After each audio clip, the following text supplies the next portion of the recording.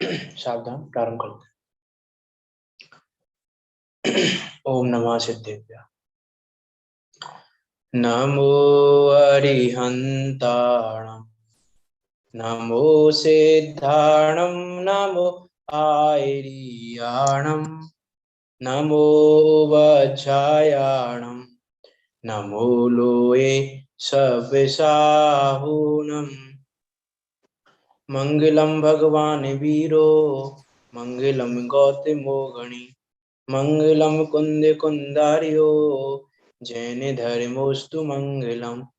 सर्व मंगल मांगल्यम, सर्व कल्याण कारकम, प्रधानम सर्व धर्माणां, जैनम जयतु शासनम, जैनम जयतु शासनम। यस्य स्वयं स्वभावाप्ते भावे कृतस्न कर्मणा, तस्मै संज्ञानरूपाय नमोस्तु परमात्मने। प्रगटा सहज स्वभाव निज, हुए करम हरिनाश।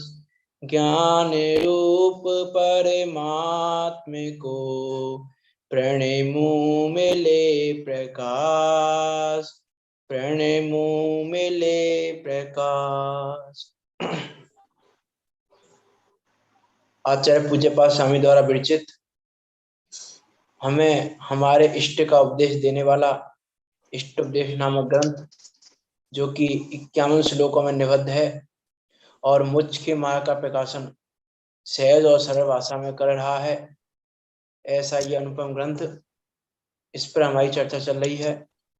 मंगलाचरण में ही आचार्य पूज्य पाद स्वामी कह के आए हैं कि ऐसे अपने ज्ञान में स्थित, जिनको स्वयं स्वभाव की प्राप्ति हो गई है, ऐसे परमात्मा को नमस्कार करके मुझे मेरी ज्ञान ज्योति मिले, प्रणमु मिले प्रकाश, कि उनको नमस्कार करके, उनको नमन करके मुझे प्रकाश मिले, अर्थात वो ज्ञान ज्योति मुझे मिले, ऐसी मंगल भावना भावते मंगलाचरण किया। उसके श्लोक नंबर 3 पर चर्चा चल रही है हमारी। उसके पहले बात ये हुई कि हमने परमात्मा को नमस्कार तो कर लिया, जिन्होंने अपने स्वभाव की प्राप्ति कर ली, कर्मों का नाश हो गया और स्वयं में ही स्वभाव की प्राप्ति कर ली। उसका कारण क्या था, स्वभाव की प्राप्ति कैसे हुई, तो कहा कि उपादान कारण से, कि स्वभाव की प्राप्ति उपादान कारण से होती है। उपादान कारण का योग बन जाने पर स्वभाव की प्राप्ति हो जाती है और उसमें से चतुष्टय से द्रव्य क्षेत्र का भाव की संपत्ति का योग बनने पर वो सहज रूप से स्वभाव की प्राप्ति हो जाती है। तो बात आई थी कि यदि सहज ही उपादान से सारे कार्य हो जाते हैं, तो फिर ये व्रताधिक करने का क्या मतलब रहेगा। ये व्रताधिक करना सब कुछ निरर्थक हो जाएगा, इनका कोई मतलब नहीं रहेगा। तो इसके जवाब में पंडित टोडरमल जी ने ये तीसरा श्लोक लिखा था। इसका अर्थ देख लिया था हमने, टीका देखनी थी हमको। देखो पढ़ लेते हैं एक बार तीसरा श्लोक। वरम व्रते पदम देवम, नाव्रतेर्वत नारिकम, छाया तपस्थयोर्भेद, प्रतिपालयतोर्महान। मित्र रहा देखत खरे, एक छाया एक धूप, व्रत पालन से स्वर्ग गति, आवृत दुर्गति कूप, आवृत दुर्गति कूप। क्या कहा था यहाँ पे कि जैसे मित्र की राह देखने वाले दो पुरुषों में, एक धूप में खड़े होकर मित्र की राह देखे और एक छाया में खड़े होकर मित्र की राह देखे, तो उन दोनों में महान अंतर है। एक मूर्ख है और एक समझदार है दोनों में से। वैसे ही व्रत पालन से स्वर्ग गति मिलती है और आवृत रहने पर, व्रतों का पालन ना करने पर दुर्गति रूपी कुआं मिलता है। तो समझदार व्यक्ति तो स्वर्ग गति को पाना चाहेगा और जो मूर्ख होगा वो दुर्गति पाना चाहेगा, नरक गति को पाना चाहेगा। इसलिए यहाँ कहा वरम व्रते पदम देवम, कि व्रतों द्वारा देव पद को प्राप्त करना अच्छा है कंपेरेटिवली अव्रतों द्वारा नरक को प्राप्त करने से। तो क्या अच्छा है कि वो देव पद अच्छा है। क्यों है वो देव पद अच्छा? क्योंकि स्वर्ग में सुख है, उस स्वर्ग के सुख को बताया गया है कि स्वर्ग में सुख है, इसलिए वो अच्छा है। कि स्वर्ग में सुख तो है नहीं। हमने तो ये लाइन पढ़ी है, करें क्या स्वर्ग सुखों की बात, वहां की कैसी अद्भुत टेव, अंत में बिलखे 6 मास, कहें हम कैसे उनको देव। हमने तो यही पढ़ा है कि स्वर्ग में सुख तो है ही नहीं, चारों गति में सुख है ही नहीं, और आप कह रहे हो कि स्वर्ग में सुख है। कि हाँ, स्वर्ग में सुख तो है, नरक गति के कंपेरिजन में सुख है, परमार्थ सुख नहीं है, बाह्य सुख नहीं है। लेकिन नरक गति से कंपेरिजन की जाएगी तो यही कहा जाएगा कि स्वर्ग में सुख है।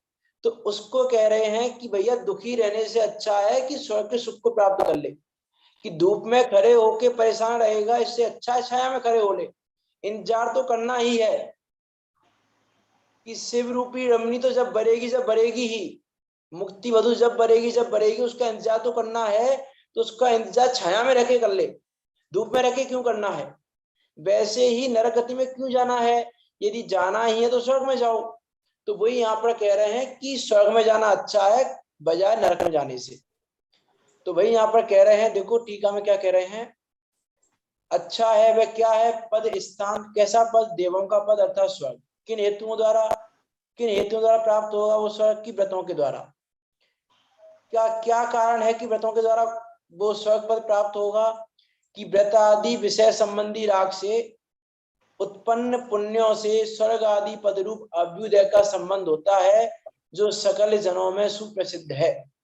कि जब व्रतों में अनुराग होगा और व्रत करने की भावना होगी, तो व्रतों में अनुराग और व्रत करने की भावना के प्रति तो राग होगा, उस राग से पुण्य होगा, और उस पुण्य से स्वर्ग आदि पद रूप अभ्युदय का संबंध होता है, कि स्वर्ग आदि पद मिल जाते हैं। और ये बात तो प्रसिद्ध है, सुप्रसिद्ध बात है ये तो, कि यदि व्रत आदि के प्रति राग रहेगा, शुभ भाव रहेगा, तो स्वर्ग आदि पद मिलेंगे, इसमें तो कोई बात भी नहीं है। इसीलिए यहाँ पे कहा कि व्रतों का पालन करना। अब व्रत में वो सामान्य व्रत भी हो सकते हैं, व्रत में वो अनुव्रत भी हो सकते हैं, वो जैसा जीव वैसा उपदेश दिया जाएगा, कि जो जितनी सामर्थ्य के अनुसार जैसा व्रत धारण कर सकता है वो वैसा व्रत धारण करे। अब देखो यहाँ पे कल मैंने बात कह दी थी वैसे तो, कि ऐसा भी नहीं समझना कि व्रतों में अटक के रह जाएं। यहाँ व्रतों में अटकाने का प्रयोजन भी नहीं है, और व्रतों से विमुख करने का प्रयोजन भी नहीं है। ना व्रतों में अटका रहे हैं, ना व्रतों से विमुख कर रहे हैं। लेकिन यहाँ तो ये कह रहे हैं कि व्रतों में लगना श्रेष्ठ है। कल मैंने कहा था कि चरणानुयोग के अनुसार द्रव्यानुयोग, द्रव्यानुयोग चरणानुयोग होता है, कि चरणानुयोग के अनुसार द्रव्यानुयोग होगा। कि ये व्रत आदि करने का क्या फल है, व्रत आदि करने की उपयोगिता क्या है। तो व्रत आदि करने को ऐसा मानो जैसे मान लो हमको जमीन में कोई वृक्ष उगाना है, कोई बीज बोना है।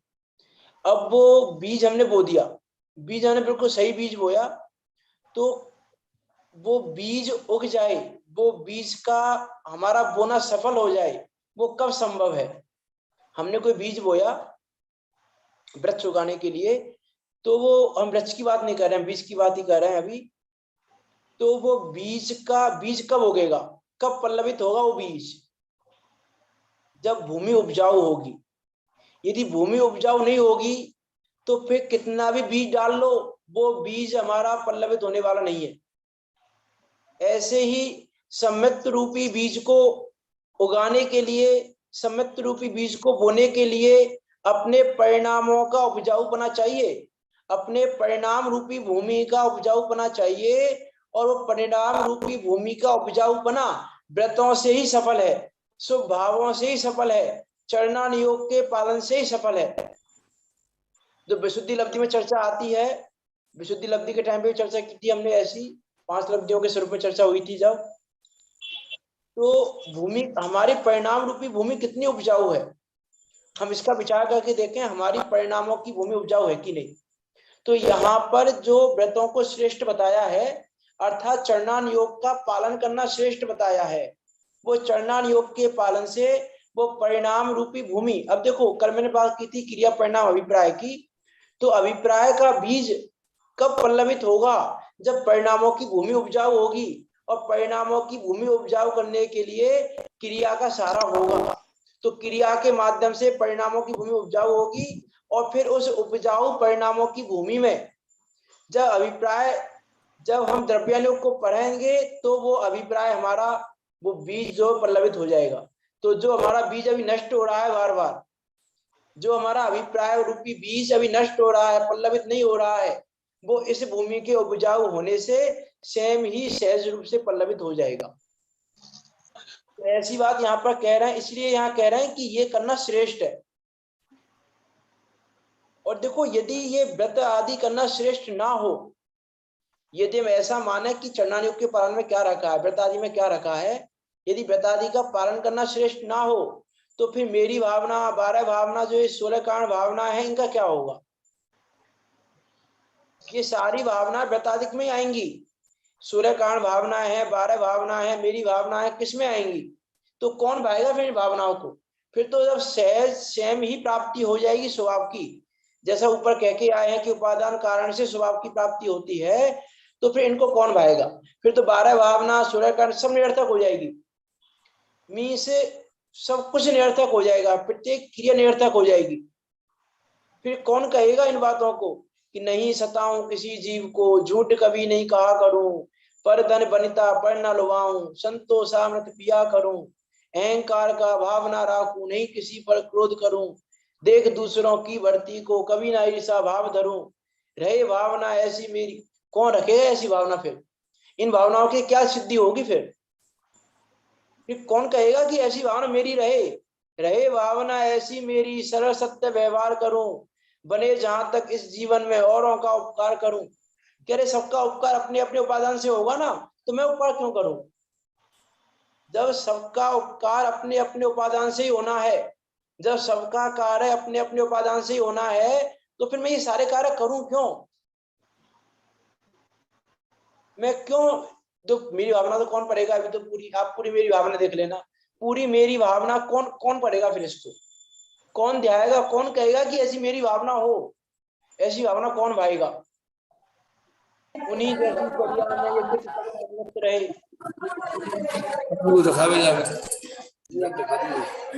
ये म्यूट कर लें आप, इसका साउंड आ रहा है। कि कौन कहेगा, कौन ऐसी भाव रखेगा, कौन दीन दुखियों पर करुणा करेगा, कौन मी से क्या क्या नहीं, फिर क्या करना रह जाएगा? फिर सब कुछ निरर्थक हो जाएगा। यहाँ कह रहे हैं इन सब कुछ कार्यों को करने की भी अपनी सफलता है, इन सब कार्यों को करना भी सफल है, जब तक उपादान कारण का संयोग नहीं बन रहा है।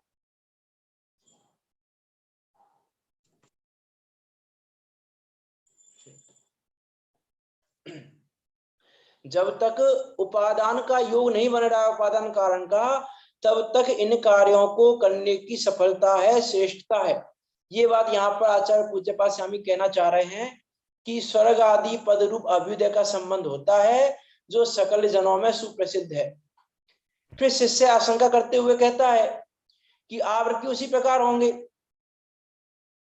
कि नहीं? यहाँ कह रहे हैं नहीं, वह अच्छा नहीं है, आवृत्त रूप परिणाम अच्छा नहीं है।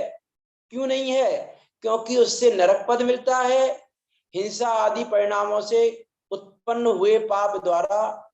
बद शब्द, जो ऊपर बद शब्द आया है श्लोक में हमने पढ़ा था, वो कष्ट के अर्थ में है। अरे तो व्रत और अव्रत जिनका निमित्त है, ऐसे देव और नरक, इन दो पक्षों में समानता आएगी, जबकि इन दोनों में क्या है?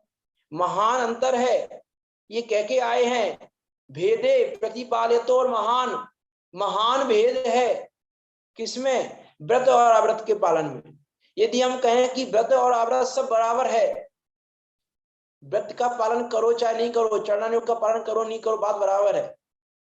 समय दर्शन नहीं है तो बाल तप है, बाल व्रत है, तो करो चाहे नहीं करो, बात बराबर है। यहाँ कह रहे हैं कि नहीं, यदि आपका ऐसा मानना है कि व्रत और अव्रत दोनों समान है, तो फिर देव और नरक दोनों को समान कहा जाएगा, जबकि दोनों में महान अंतर है। स्वर्ग में और नरक में महान अंतर है, दो पक्षों में समानता नहीं है। लेकिन यदि हम व्रत और अव्रत को समान कहें कि अरे हम तो नहीं कहते व्रत और अव्रत को समान, हम तो अलग अलग ही कह रहे हैं, कि यहाँ कह रहे हैं कि यदि आपको अपनी नजर में चरणानुयोग हे लगता है, तो आपकी नजर में व्रत और अव्रत दोनों समान है, कि क्या करें, पानी छानने से क्या होता है बताओ। जीव का कल्याण तो सम्यक दर्शन से होता है ना, सम्यक दर्शन के बिना मोक्ष मार्ग नहीं होता। पानी छानने से तो मोक्ष मार्ग खुलता नहीं है, तो पानी छान के क्या करें। तो यदि ऐसा मानना जिसका है कि पानी छानने से क्या होता है, तो उसको कह रहे हैं कि ऐसी आशंका यदि आपकी है तो फिर तो देव स्वर्ग और नरक इन दो पक्षों में समानता आएगी, जबकि इन दोनों में महान अंतर है।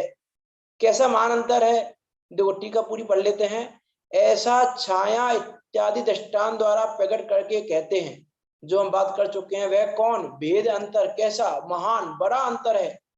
अंतर भी छोटा बड़ा नहीं कहा, महान अंतर कह के बोला है कि दोनों में महान अंतर है। किन दोनों के मध्य, दो पतितों के मध्य। क्या करते हैं वो पतित, अपने कार्य कीरी नगर में गए हुए और वहां से वापस आते हुए अपने दूसरे साथी की मार्ग में प्रतीक्षा करते हैं, राह देखते हैं। कैसे हैं वे दोनों, कि छाया और धूप में बैठे हुए। जैसे दो पतित हैं, कहीं पर गए हैं, अब वापस आ रहे हैं वहां से, और तीसरा साथी आ रहा है वहां से उनका। अब तीसरे साथी का इंतजार कर रहे हैं, तो कहाँ करें, तो कह रहे हैं इसका अर्थ इस प्रकार है, तीसरे साथी के आगमन काल तक जैसे छाया में बैठा हुआ सुख से बैठता है और धूप में बैठा हुआ दुख से बैठता है, कि बैठे तो दोनों ही हैं, दोनों ने ऐसा तो नहीं वापस मंजिल प्राप्त कर ली, कि दोनों ही रास्ते में इंतजार कर रहे हैं, लेकिन छाया में बैठा हुआ जो है वो सुख से बैठता है, क्योंकि गर्मी का दिन है और धूप, छाया में बैठेगा तो शांति से बैठेगा, आराम से बैठेगा। तो छाया में बैठा हुआ सुख से बैठता है और धूप में बैठा हुआ दुख से बैठता है। वैसे ही जहां तक सुद्रव्य आदि मुक्ति के कारण प्राप्त हो, अर्थात वो उपादान कारण प्राप्त हो, वहां तक व्रत आदि का आचरण करने वाला यह आत्मा जीव स्वर्ग आदि स्थानों में सुख से रहता है, और आवृत आदि रूप आचरण वाला नरक आदि स्थानों में दुख से रहता है। अब हमें दुख से रहना है कि सुख से रहना है।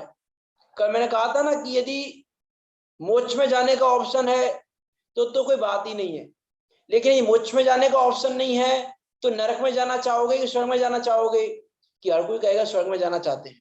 तो भाई यहाँ पर कहना चाह रहा है कि नरक में जाने से, तो जब ऑप्शन हमारे पास दो ही है कि नरक में जाएं कि स्वर्ग में जाएं, कि जब तक हमें परमार्थ सुख नहीं मिल रहा है तब तक हम नरक में जाएं कि स्वर्ग में जाएं, तो ऑप्शन स्वर्ग चुनेगा हर कोई। तो भाई यहाँ पर कह रहे हैं कि स्वर्ग में जाना श्रेष्ठ है कंपेरेटिवली नरक में जाने से। क्यों, क्योंकि स्वर्ग आदि में जाने पर क्या होगा, स्वर्ग आदि में जाने पर वहां तत्व ज्ञान की प्राप्ति के चांस रहेंगे। जैसे पंडित टोडामल जी ने 8वें अधिकार में चरणान योग के प्रयोजन की चर्चा की, जब तो वहां पर कहा कि इन साधनों से, व्रत आदि साधनों से क्या होता है, कि व्रत आदि साधनों से कसाय मंद होती है और उसके फल में इतना तो होता है कि कुगति में दुख नहीं पाते, किंतु सुगति में सुख प्राप्त करते हैं। तथा ऐसे साधन से, कैसे साधन से, कि व्रत रूपी साधन से, व्रत रूपी साधन से जिन मत का निमित्त बना रहता है वहां तत्व ज्ञान की प्राप्ति होना हो तो हो जाती है। क्या कह रहे हैं वहां पे, कि ऐसे साधन से, अर्थात व्रत रूपी साधन से तत्व ज्ञान की प्राप्ति होना हो तो हो जाती है, कि उपादान का योग बनेगा, उपादान का योग बनेगा तत्व ज्ञान की प्राप्ति का, तो तत्व ज्ञान की प्राप्ति रूपी कार्य हो जाएगा। ये कह चुके हैं पहले कि कार्य तो उपादान से ही होगा दूसरे श्लोक में, तो तत्व ज्ञान की प्राप्ति रूपी कार्य होना होगा तो उपादान बन जाएगा, लेकिन इन व्रत रूपी साधन से जिनमत का निमित्त बना रहेगा, और यदि इन व्रत रूपी साधन नहीं करते हैं तो जिनमत का निमित्त नहीं मिलेगा। नर भव पाया भी तो जिन श्रुत नहीं पाएगा, यदि ऐसे गमा दिया ये भव तो पहले तो नर भव ही नहीं मिलेगा, और नर भव पाया तो जिन श्रुत नहीं पाएगा, तो ये जिनमत का निमित्त नहीं बनेगा। तो तत्व ज्ञान की प्राप्ति वहां होना हो तो हो जाती है। तो ऐसे साधनों की सफलता क्या है, कि तत्व ज्ञान की प्राप्ति में कारणभूत है, कि तत्व ज्ञान की प्राप्ति में क्या है, ये कारणभूत है, ये उस धर्म का। अब देखो कोई जीव विषय सुख, स्वर्ग में क्या विषय सुख है, परमाणु सुख तो है नहीं, तो यहाँ कह रहे हैं कि दुखी रहने की बजाय विषय सुख ही ले लो। कह रहे क्या बात कर रहे हो, विषय सुख की प्रेरणा दे रहे हो, कि विषय सुख की प्रेरणा नहीं दी जा रही है। यहाँ तो पाप कार्यों को छुड़ाकर धर्म में लगाने का प्रयोजन जानना, क्योंकि यहाँ पे बात हो रही है किसकी, कि चरणान योग की बात कह दी। यहाँ पे व्रत आदि श्रेष्ठ हैं, तो चरणान योग का प्रयोजन क्या है? चरणान योग के व्याख्यान का विधान जो लिखा परिटोटा महर्षि ने, उसमें क्या कहा कि एकमात्र प्रयोजन यही है कि यह जीव पाप कार्यों से हटे और धर्म कार्यों में लगे। अब जैसे बने तैसे, अब जो जीव जैसे पाप कार्य में लग रहा है उसको वैसा उपदेश देंगे धर्म कार्य में लगे। जो पानी नहीं छान रहा है उससे कहेंगे पानी छाना करो, और जो पानी छान रहा है उससे नहीं कहेंगे पानी छाना करो, उससे कहेंगे पानी छानने से क्या होता है, स्वाध्याय करो, तत्व ज्ञान करो, तत्व अभ्यास करो, उससे तत्व अभ्यास की प्रेरणा देंगे उसको। और जो पानी नहीं छान रहा है उससे कहेंगे भैया पानी छाना करो, पानी छानने से धर्म होता है। अब ये अलग अलग जीवों के लिए अलग अलग उपदेश है। मैं बहुत बार एक बात कहता हूं कि पूरी जिनवाणी मेरे लिए नहीं है, पूरा जिनागम मेरे लिए नहीं है, पूरा जिनागम किसी जीव के लिए नहीं है, पर्टिकुलर जीव के लिए। क्यों? क्योंकि जिनागम है एक और उसमें उपदेश अनंत जीवों के अनुसार दिया गया है। अब सारा उपदेश मेरे लिए नहीं है, अब जो उपदेश मेरे योग्य है वो मैं ग्रहण करूं, जो उपदेश जिसके योग्य है वो उसको ग्रहण करे।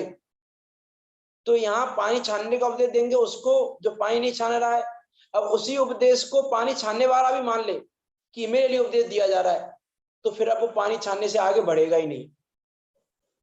जो जीव क्रियाओं में अटक के रह जाएगा, वो कैसे अटकेगा कि भैया पानी छानने का उपदेश तो दिया था उस जीव को, और ग्रहण किसने कर लिया कि मैंने कर लिया ग्रहण, और मैं पानी पहले से छान रहा था और मैंने उपदेश ग्रहण कर लिया कि श्री गुरु मुझे उपदेश दे रहे हैं पानी छानने का।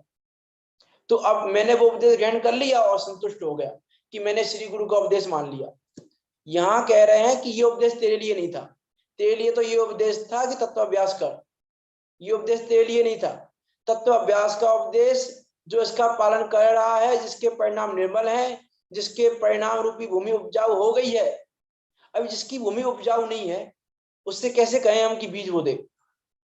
जिसकी भूमि उपजाऊ है ही नहीं अभी, उससे कैसे कहें कि बीज बो, कि भैया पहले अपनी भूमि को उपजाऊ बना, अब भूमि उपजाऊ हो गई अब बीज बो दे। तो जिसकी भूमि उपजाऊ नहीं है उसको भूमि उपजाऊ करने का उपदेश देंगे, और जिसकी भूमि उपजाऊ हो गई है उससे कहेंगे भैया बीज बो दे, अब बीज बोने का समय आ गया है। तो ऐसी यहाँ बात कह रहे हैं कि व्रत आदि करना श्रेष्ठ है, अच्छा है, नरक आदि में जाने की बजाय। देखो इसका भावार्थ देखते हैं, ये श्लोक पूरा करना है आज। जैसे छाया में बैठकर अपने मित्र की राह देखने वाला पथिक सुखी होता है, और धूप में बैठकर उसकी राह देखने वाला अन्य पथिक दुखी होता है, वैसे ही सम्यक दृष्टि जीव जब निर्विकल्प दशा में नहीं रह पाता तब उसे व्रतादि पालन का शुभ भाव हे बुद्धि पूर्वक आता है, और उस शुभ भाव के निमित्त से वह स्वर्ग आदि में सुख भोगता है। नरक जाने योग्य भाव तो सम्यक दृष्टि के होते ही नहीं, किंतु हिंसा आदि अव्रत की अशुभ भाव करने वाले मिथ्या दृष्टि जीव नरक आदि स्थानों में दुख भोगते हैं। अब देखो यहाँ पे ऐसा भी नहीं समझना कि ये उपदेश सम्यक दृष्टि जीव को दिया जा रहा है, क्योंकि यहाँ बात तो सम्यक दृष्टि जीव के लिए है उन्होंने, कि सम्यक दृष्टि जीव जब निर्विकल्प दशा में नहीं रह पाता तब उसे व्रत आदि पालन का शुभ भाव हे बुद्धि पूर्वक आता है। तो यहाँ से कोई ये भी ग्रहण कर सकता है कि अरे ये चरणानियोग पालन का उपदेश तो सम्यक दृष्टि जीव को दिया जा रहा है, क्योंकि पहले सम्यक दर्शन ही करना है, तो चरणान योग का उपदेश तो सम्यक दृष्टि जीव को दिया जा रहा है। तो इसका समाधान आचार्य पूज्यपाद स्वामी ने लास्ट लाइन में कर दिया। क्या कह रहे हैं कि नरक आदि स्थानों में हिंसा आदि आवृत के अशुभ भाव करने वाले मिथ्या दृष्टि जीव दुख भोगते हैं, और यहाँ कह रहे हैं कि नरक आदि में दुख भोगने की बजाय स्वर्गों के सुख भोगना अच्छा है। तो किसके लिए उपदेश है? मिथ्या दृष्टि के लिए कि सम्यक दृष्टि के लिए? किसके लिए है उपदेश? कि उपदेश मिथ्या दृष्टि जीव के लिए है, क्योंकि यहाँ कह रहे हैं कि सम्यक दृष्टि जीव को तो नरक जाने के भाव होते ही नहीं, तो उसकी तो बात ही नहीं है ये कि भैया नरक में जाएगा कि स्वर्ग में जाएगा, वो तो स्वर्ग में ही जाएगा सम्यक दृष्टि जीव, वो तो नरक में जाएगा ही नहीं। यहाँ जो ये बात की जा रही है वो मिथ्या दृष्टि जीव के लिए ही कही जा रही है कि भैया व्रतों का पालन करो, व्रतों का पालन करना श्रेष्ठ है, जैसे बने तैसे व्रतों का पालन करना, हिंसा का त्याग करना, हिंसा झूठ चोरी कुशील परिग्रह का त्याग करना, जैसे बने तैसे। करने बात की थी ना 4 प्रकार की हिंसा की, संकल्पी हिंसा, उद्योगी हिंसा, आरंभी हिंसा, की सारी हिंसाओं की बात की थी। तो संकल्पी हिंसा का तो श्रावक को त्याग करना ही चाहिए, और जो बाकी 3 हिंसा है, अब देखो यहाँ पर भी कुतर्क है हमारे पास। जो हिंसा का त्याग नहीं करना चाहता, जो व्रतों का पालन नहीं करना चाहता, जिसके मन में जीवों के प्रति करुणा भाव नहीं है, उसके पास कुतर्क भी है। और कुतर्क क्या है? जिनवाणी के आधार से। जिनवाणी के आधार से क्या कुतर्क है कि देखो, जिनवाणी में कहा है कि श्रावक के आरंभ हिंसा का त्याग नहीं, श्रावक के उद्योगी हिंसा का त्याग नहीं होता, श्रावक के विरोधी हिंसा का त्याग नहीं होता, तो हम क्यों करें? अब ये अपने विवेक पर निर्भर करता है कि आरंभी हिंसा का त्याग नहीं होता। ये इसलिए कहा गया है क्योंकि श्रावक अवस्था में पूर्ण रूपेण आरंभी हिंसा का त्याग नहीं हो सकता, लेकिन आरंभ करते हुए, आरंभ करने के कारण हिंसा तो होगी, लेकिन यदि हम विवेक पूर्वक, यत्नाचार पूर्वक उस कार्य को करेंगे तो हिंसा कम हो जाएगी। तो इतना श्रावक को विवेक रखना चाहिए। ये इसी विवेक की यहाँ बात कर रहे हैं। जो व्रतों की बात की है ना, व्रतों की चर्चा तो बहुत हो जाएगी, मुझे श्लोक पूरा करना है आज। व्रतों की चर्चा तो बहुत हो जाएगी। विचार करना कि आरंभ हिंसा हो चाहे उद्योगी हिंसा हो, कि भैया व्यापार तो करेंगे, व्यापार में हिंसा तो होती ही है, लेकिन इतना विवेक रखना कि पहली बात तो व्यापार ऐसा करना जिसमें हिंसा ना होती हो, और यदि कदाचित करना भी पड़े ऐसा व्यापार जिसमें हिंसा होती हो तो विवेक पूर्वक करे, विचार पूर्वक करे। इतना तो रखे कि भैया हिंसा कम से कम हो। कि और व्यापारी भी तो कह रहे हैं कि और व्यापारियों को करने दो, और व्यापारी नरक में जा रहे हैं, तुमको नरक में जाना है क्या? और नरक में जाना हो तो करो, नहीं जाना हो तो उसके हिसाब से विवेक रखो। तो आरंभी हिंसा में भी लगाना, उद्योगी हिंसा में भी लगाना, विरोधी हिंसा में भी लगाना, और संकल्पी हिंसा का तो त्याग होना ही चाहिए कि संकल्प पूर्वक तो हम हिंसा नहीं करेंगे। अभी तो हमारी संकल्पी हिंसा का त्याग नहीं है, यदि हम विचार करके देखें तो संकल्पी हिंसा का हमको त्याग नहीं है। आरंभी आदि हिंसा की बात तो बहुत दूर की रही। विचार करना, यहाँ क्या कह रहे हैं कि पानी ना छानने से पानी छानना श्रेष्ठ है। आवृत धारण, आवृत में रहने से व्रतों को करना श्रेष्ठ है। अब इसको एक एक व्रत पे लाइन को घटाएं यदि हम, तो चर्चा बहुत हो जाएगी। इस एक एग्जाम्पल से समझ लेना कि पानी ना छानने से पानी छानना श्रेष्ठ है। कौन कह रहा है ये बात? मैं नहीं कह रहा हूं, आचार्य पूज्यपाद स्वामी कह रहे हैं, और शाखाचार्य जी कह रहा है, पंडित सदाशिवदास जी कह रहे हैं, सब कह रहे हैं इस बात को कि भैया इस चरणान योग को सुधारो, चरणान योग को सुधारोगे, चरणान योग को सुधारना श्रेष्ठ है बजाय विषय भोगों में लगे रहने से। और आत्मानुशासन में तो गुणवत्ता आचार्य देव ने कहा कि तुमको विषय भोग चाहिए ना, तो विषय भोग के लिए भी तुमको धर्म ही करना पड़ेगा। बिना धर्म किए तुम विषय भोग ही नहीं भोग पाओगे। कि जिसको विषय भोगने की भी आकांक्षा हो तो उसको लिए भी क्या कहा कि भैया इस धर्म को ग्रहण कर, इस धर्म का पालन कर। क्यों? क्या लॉजिक दिया वहां पे कि जो जितने विषय भोग मिल रहे हैं वो किससे मिल रहे हैं? कि पुण्य के उदय से। और पुण्य का उदय कब आएगा? पुण्य का उदय धर्म करोगे तो आएगा, तब पुण्य का बंद होगा तो पुण्य का उदय होगा। मैं एग्जाम्पल ये दिया कि जैसे कोई समझदार पुरुष है, वो उसने एक बाग लगाया, उस बाग में उसने अच्छे फलों को, अच्छे फल देने वाले वृक्ष लगाए जो अच्छे फल देते हैं, तो वो उन फल को ग्रहण कर ले, तो उन फलों को ग्रहण कर लेगा। अब क्या होगा? सारे फल ग्रहण कर लिए उसने, अब क्या होगा? अब फल आना समाप्त। तो क्या कर रहे हैं उसके लिए कि उस वृक्ष की भी रक्षा करो। ऐसा नहीं फल आ गए अब तो क्या करना है वृक्ष की रक्षा कर से, कि वृक्ष की रक्षा नहीं करोगे तो वृक्ष तो हो जाएगा समाप्त, और जितने फल लगे हुए हैं उनको भोग लो बस। फिर बाग आगे फल कैसे भोगोगे? बीज राख फल भोग वे, जो किसान जग माई, है ना। ये बैराग भावना की लाइन इसी आत्मानुशासन से ली हुई है कि वो उसको वृक्ष को सुरक्षित रखता है, क्योंकि वो जानता है कि वृक्ष को सुरक्षित रखने पर ये फल तो मुझे मिलते ही रहेंगे। तो वैसे ही यदि जिसको विषय भोग की आकांक्षा हो तो उसको भी ये धर्म ही ग्रहण करने योग्य है। जैसे बने तैसे ये धर्म ही ग्रहण करने योग्य है, ये धर्म ही श्रेष्ठ है। देखो आगे पढ़ते हैं ये टीका का भावार्थ। अतः व्रतादि का पालन स्वर्ग आदि सुख की अपेक्षा सार्थक है। व्रत आदि का पालन करना सार्थक बताया है यहाँ पर। अब देखो यहाँ पे शिष्य एक आशंका खड़ी कर रहा है, प्रश्न खड़ा कर रहा है कि यदि व्रत आदि का पालन करना सार्थक है, व्रत आदि के पालन करने से स्वर्ग आदि सुख मिल जाते हैं, और स्वर्ग स्वर्ग में सुख है, विषय भोग रूपी सुख, ये तो सबको पता है। तो यदि व्रतादि के पालन करने से सुख मिल जाते हैं तो इस प्रकार तो आत्मा की भक्ति अयुक्त अयोग्य सिद्ध हो जाएगी।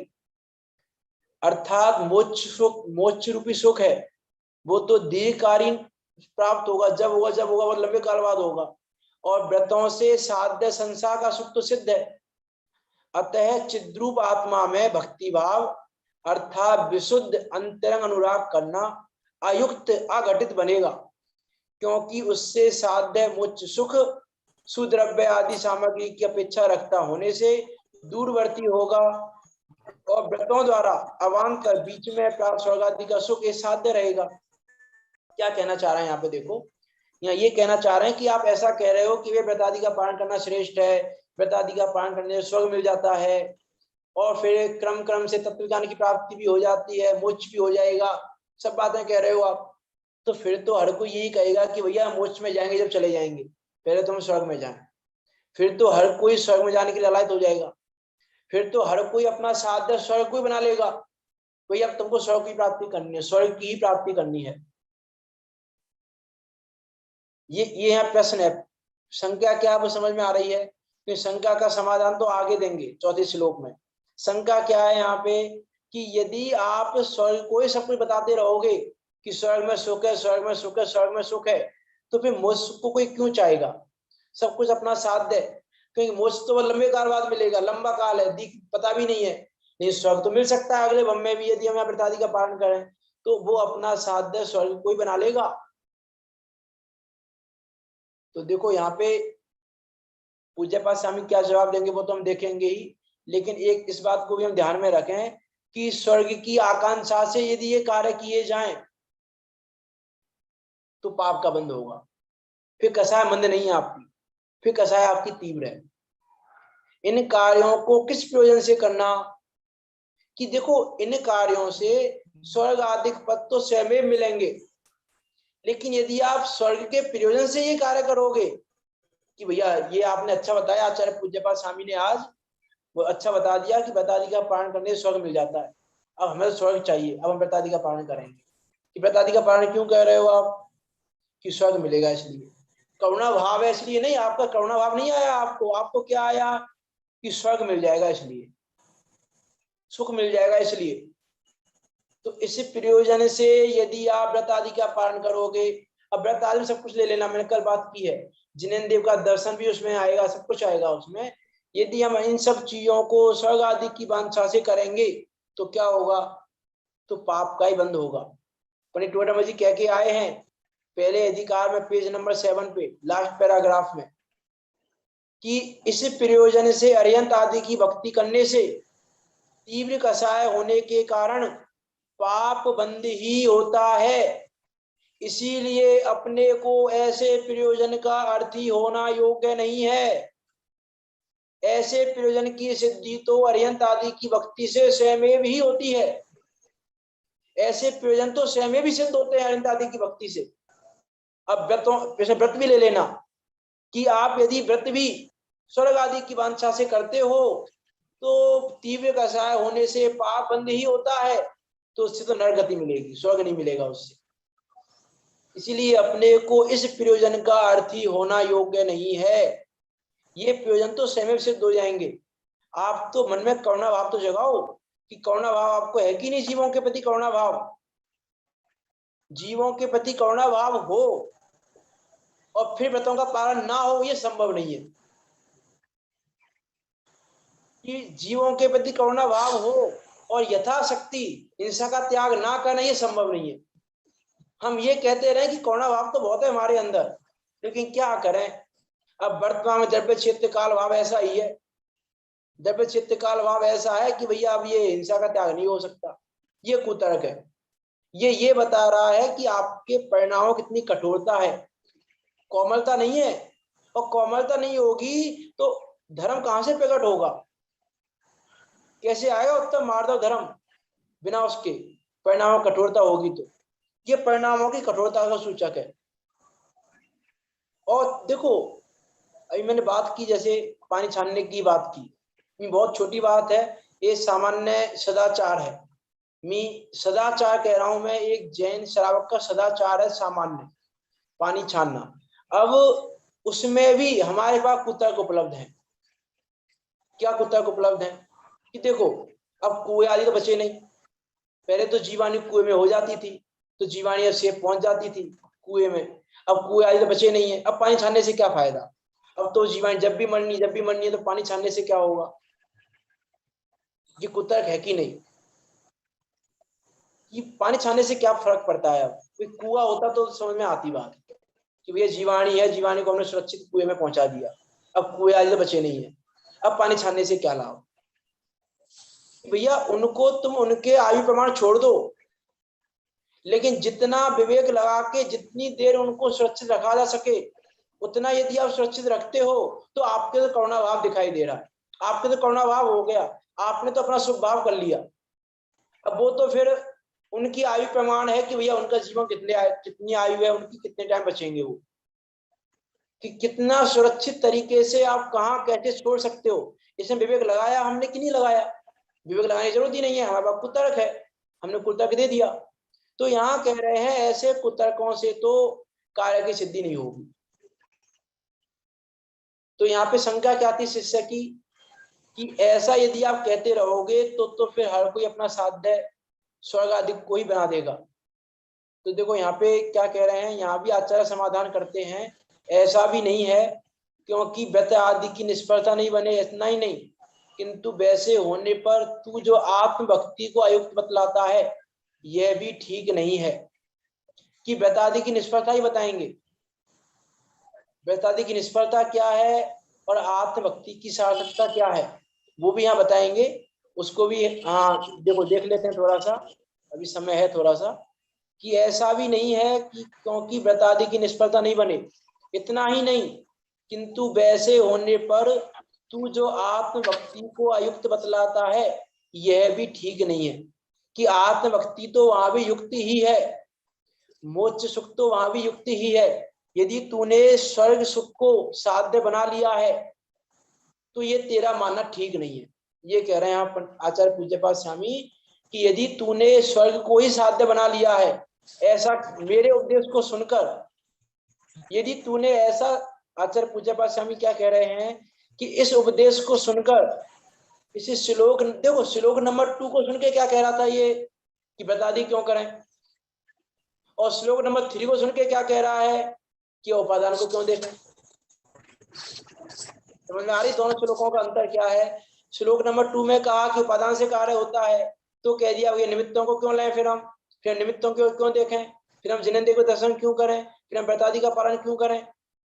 और जब ये कह दिया कि नहीं व्रतों को करना श्रेष्ठ है, व्रतों को करने से स्वर्ग सुख की प्राप्ति होती है, तो फिर क्या कहने लग गया ये कि आपने अच्छा बता दिया, अब तो हम मोक्ष सुख को देखेंगे ही नहीं, अब तो जब होगा जो देखा जाएगा, अब तो हम स्वर्ग को प्राप्त करेंगे बस, अब तो हमारा साध्य क्या है, स्वर्ग ही है, अब तूने अपना साध्य स्वर्ग बना लिया। तो कह रहे हैं कि भैया दूसरे और तीसरे श्लोक की थोड़ी संधि बैठा के देख कि हम क्या कहना चाह रहे हैं। हम ना तो उपादान को नेगलेक्ट करना चाह रहे हैं, और हम ये भी नहीं कहना चाह रहे कि व्रतों को छोड़ दे, और ये भी नहीं कहना चाह रहे कि व्रतों में फंस के रह जाए। व्रतों में फंसाना भी नहीं है और व्रतों से दूर भी नहीं करना है। प्रयोजन ये है यहाँ तीसरे श्लोक का, यदि हम एक सार देखें तीसरे श्लोक का, तो तीसरे श्लोक का सार ये है कि व्रतों में फंसना भी नहीं है और व्रतों से दूर भी नहीं रहना है। व्रतों से दूर रहना भी अच्छा नहीं है और व्रतों में फंसना भी अच्छा नहीं है। तो इस बात को हम भली भांति समझें और इस बात को समझ के उसके अनुसार ही हम अपना अनुसरण करें, अपने धर्म आचरण को करें, क्योंकि धर्म आचरण को करने की प्रेरणा तो चरणान योग में ही मिलेगी।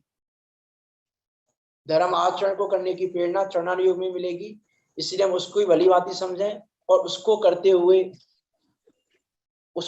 हुए हम आगे बढ़ें। इसी मंगल भावना के साथ अभी की बात को यहाँ विराम देंगे। कल क्लास नहीं होगी, परसों से क्लास कंटिन्यू होगी। तो कल थोड़ा सा इस समय बिजी रहेंगे हम, तो कल क्लास नहीं होगी, परसों से क्लास होगी। तो अभी विचार करना इस बात पर, चौथे श्लोक को कर लेंगे, इसलिए हमने तीसरे श्लोक को पूरा किया है, चौथा श्लोक प्रारंभ नहीं किया इसलिए। वो कल गैप लगेगा नहीं तो कल देखेंगे हम क्या कहना चाह रहे हैं यहाँ पे कि भैया स्वर्ग को साध्य बना लिया तो उसमें गलती क्या है। हम मोह सुख को ना देखें, स्वर्ग को ही देखते रहे, आत्मा की भक्ति ना करें, हम द्रव्य को ना पढ़े, चरणानुयोग का पालन करते रहे तो क्या परेशानी होगी। तो उन सबकी बात यहाँ पे चौथी श्लोक में करेंगे आचार्य पूज्य पाद स्वामी, उसको समझकर फिर हम आगे बात करेंगे। और ये समझना कि इष्टोपदेश है ग्रंथ का नाम, इसका प्रत्येक श्लोक हमको इष्ट का उपदेश देने वाला है, इष्ट की प्राप्ति का उपदेश देने वाला है। और हर श्लोक में एग्जाम्पल दिया गया है, बहुत सहज और सरल भाषा में, सहज रूप से समझ में आ सकता है। इस प्रकार का वो ग्रंथ है जिनवाणी स्तुति का। निज निधि निज में